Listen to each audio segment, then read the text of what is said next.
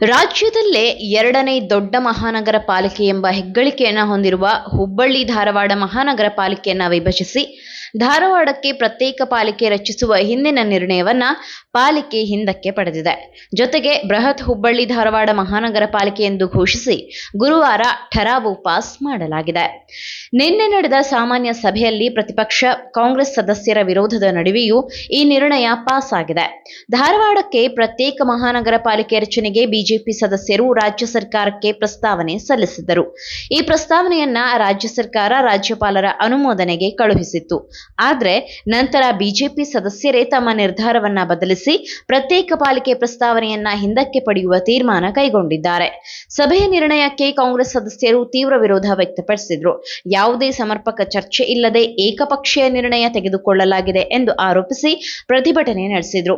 ಈ ವೇಳೆ ಮೇಯರ್ ವಿರುದ್ಧ ಆಕ್ರೋಶ ವ್ಯಕ್ತಪಡಿಸಿದ ಘಟನೆ ಕೂಡ ನಡೆಯಿತು. 16ನೇ ಹಣಕಾಸು ಆಯೋಗದ ಶಿಫಾರಸುಗಳ ಪ್ರಕಾರ ಪಾಲಿಕೆಗಳಿಗೆ ಹೆಚ್ಚಿನ ಅನುದಾನ ದೊರೆಯಲಿದೆ. ಆದರೆ ಪಾಲಿಕೆ ವಿಭಜನೆಯಿಂದ ಸಂಪನ್ಮೂಲ ಕಡಿಮೆಯಾಗುವ ಸಾಧ್ಯತೆ ಇರುವುದರಿಂದ ಅಭಿವೃದ್ಧಿಗೆ ತೊಂದರೆ ಆಗಬಹುದು ಎಂದು ಅಧಿಕಾರಿಗಳು ತಿಳಿಸಿದ್ದಾರೆ. ಹೀಗಾಗಿ ಬೃಹತ್ ಪಾಲಿಕೆ ಅಗತ್ಯ ಎಂಬ ನಿರ್ಧಾರಕ್ಕೆ ಬರಲಾಗಿದೆ. ಈ ಕುರಿತು ಮಾತನಾಡಿದ ಮೇಯರ್ ಜ್ಯೋತಿ ಪಾಟೀಲ್, ಪ್ರಾರಂಭದಲ್ಲಿ ಹೆಚ್ಚುವರಿ ಅನುದಾನದ ನಿರೀಕ್ಷೆಯಿಂದ ಪ್ರತ್ಯೇಕ ಪಾಲಿಕೆ ಪ್ರಸ್ತಾವನೆ ಸಲ್ಲಿಸಲಾಗಿತ್ತು.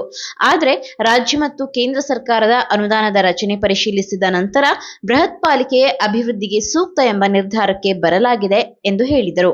ಪ್ರತಿಪಕ್ಷ ನಾಯಕ ಇಮ್ರಾನ್ ಯಲಿಗಾರ್ ಮಾತನಾಡಿ, ಅಭಿವೃದ್ಧಿಯ ಉದ್ದೇಶದಿಂದ ಪ್ರತ್ಯೇಕ ಪಾಲಿಕೆಗೆ ಬೆಂಬಲ ನೀಡಲಾಗಿತ್ತು. ಆದರೆ ಈಗ ನಿರ್ಧಾರ ಬದಲಿಸುವುದು ರಾಜಕೀಯ ನಡೆ ಎಂದು ಆರೋಪಿಸಿದರು.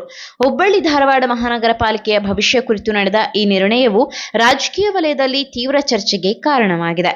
ಅಭಿವೃದ್ಧಿ ದೃಷ್ಟಿಯಿಂದ ಬೃಹತ್ ಪಾಲಿಕೆಯೇ ಸೂಕ್ತ ಎಂಬ ಅಭಿಪ್ರಾಯ ಮುಂದುವರೆದಿದೆ. ನೀವು ಸಣ್ಣ ಆಗ್ಬೇಕಲ್ವಾ? ಅದು ಒಂದು ಉತ್ತಮ ಆಹಾರದಿಂದ ಸಣ್ಣ ಆಗ್ಬೇಕಲ್ವಾ? ಪ್ರತಿದಿನ ನಮ್ಮ ಜೀನಿ ಸ್ಲಿಮ್ ನ ಯೂಸ್ ಮಾಡಿ ಯಾವುದೇ ಸೈಡ್ ಎಫೆಕ್ಟ್ ಇಲ್ದಂಗೆ ನೀವು ಸಣ್ಣ ಆಗ್ತೀರಾ.